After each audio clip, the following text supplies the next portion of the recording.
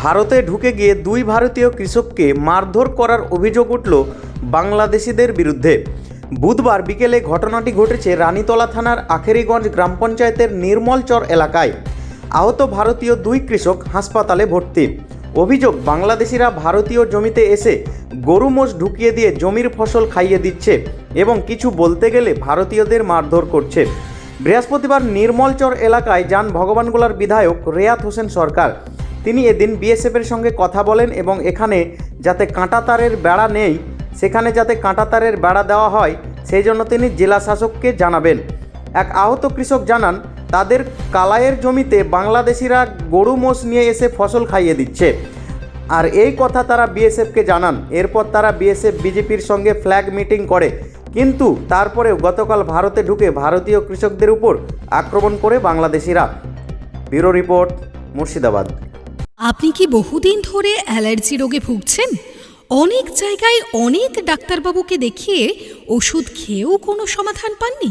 আর কোনো চিন্তা নেই, এখন অ্যালার্জির সেরা চিকিৎসা কেন্দ্র মিশন মেডিকেল সেন্টার, একটি NABL প্রত্যায়িত পরীক্ষাগার এবং একটি পলিক্লিনিক। এখানে বিশেষজ্ঞ সুচিকিৎসক দ্বারা সমস্ত রোগের চিকিৎসার সুব্যবস্থা রয়েছে। Mission medical centre, 73G RN Thakur road, Laldighi, Baharampur. জখম হয়েছে এই ঝামেলায় দুইজন। কি নাম তাদের? তাদের নাম, একটার নাম মাসাদুল, পিতা জাহিরুদ্দিন শেখ, একটা মুক্তার আলী, পিতা নাস্তার শেখ। আচ্ছা, যখন ঝামেলা হয় বাংলাদেশের লোকের সঙ্গে, তখন কি পুলিশ ছিল, আমাদের ইন্ডিয়ান বিএসএফ? পুলিশ ছিল না, আপনার ফ্ল্যাগ মিটিং হয়ে গেল। হ্যাঁ, ফ্ল্যাগ মিটিং হয়ে ওই ফ্ল্যাগ মিটিংই ওই যা বাংলাদেশের রাখালের নাম বলে বিলে দেওয়া হয়েছিল পিটিআরকে এবং বিএসএফকে, যে এরা মাঠের ক্ষতি করছে এবং খাওয়াচ্ছে কালা। তো তাই যে বিডিআর ওদেরকে যে বলেছিল যে তোমরা ক্ষতি করছো মাঠে, তাই ওই যোগানদারের রিপোর্ট দিলে, বিএসএফের রিপোর্ট দিলে। বিডিআর বুলে চলে গেছে ক্যাম্পে, আর আমাদের বিএসএফও চলে গেছে ক্যাম্পে।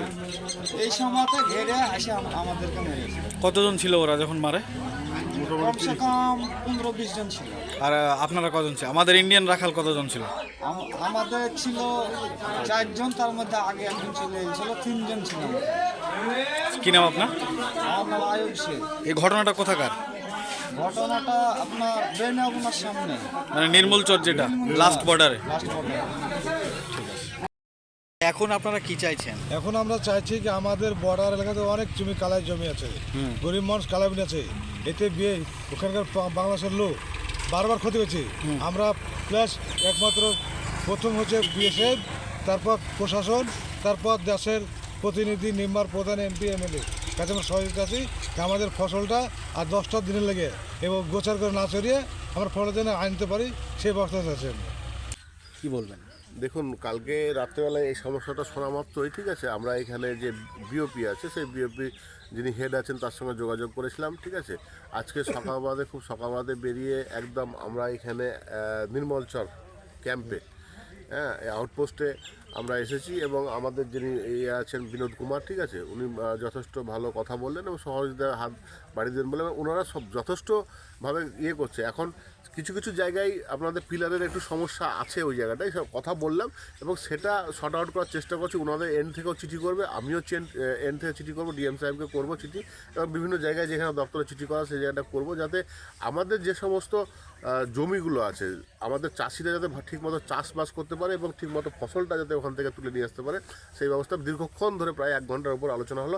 অটোমেটিক সকাল থেকে কিন্তু ওদের ফ্ল্যাগ মিটিং চলছে এবং আবারও একটা ফ্ল্যাগ মিটিং মনে হয় अभी क्या फ्लैग मीटिंग हो रहा है उधर? हाँ, एक होगी खत्म और दूसरी कमांडर लेवल की फ्लैग मीटिंग हो रही है अभी। हाँ, अभी আর একটা কমান্ডার লেভেলের ফ্ল্যাগ মিটিং চলছে, ঠিক আছে। তো যাই হোক, পরিস্থিতি এখন আমাদের ঠিকই আছে এবং বাদবাকিটা তখন আগে দেখা যাবে। আমি রিকোয়েস্ট করলাম যে 1 সপ্তাহের মধ্যে আর কি আমি ওই একদম 0 পয়েন্টে যেতে রাজি আছি এবং সেখানে চাষবাসটা কী ধরনের হয়, মানুষ কীভাবে চাষবাস করে বা আমাদের এলাকাটা কতদূর, কী প্রতিকূলতার মধ্যে কৃষকরা চাষবাস করে, সেটাও আমি খতিয়ে দেখব এবং সংশ্লিষ্ট মহলে আমি জানাবো।